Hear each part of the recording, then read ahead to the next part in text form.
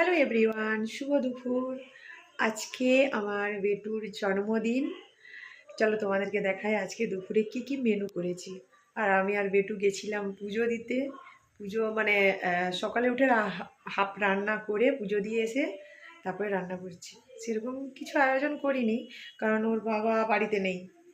ওর বাবা কাজে চলে গেছে, তাহলে সেরকম কিছু আনাআনি হয়নি। নিজে যেটা পেরেছি, যতটুকু পেরেছি ততটুকুই করেছি। চলো তোমাদেরকে দেখাই কী কী রান্না করেছি। এখানে আছে ভাত, আর এখানে আছে পায়েস। এখনও মাছ ভাজা হয়নি, আর যেগুলো যেগুলো হয়েছে সব বেটুর পছন্দের। মাছ এখনও ভাজা হয়নি। এখানে চিংড়ির মালাইকারি, এই যে মশলা দিয়েছি। আর এখানে আছে পনিরের, মানে এইটার নাম কি দেবো আমি জানিনি, মানে আমি নিজের মতন করে করেছি, আর আমার বেটুর এইটা খুব পছন্দের। আর এখানে আছে আলু পোস্ত, আর এখানে আছে চাটনি, আর এখানে আছে 3 রকমের ভাজা। ব্যাস এইটুকুই আয়োজন করতে পেরেছি দুপুরে।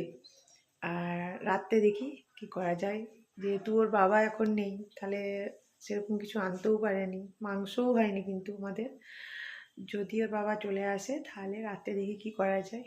ঠিক আছে চলো। আর বার্থডে বয় এখন পড়াশোনা করছে, কারণ বিকেলে পড়তে পারবে না বলে ওই জন্য পড়ছে। ঠিক আছে চলো, বাই বাই।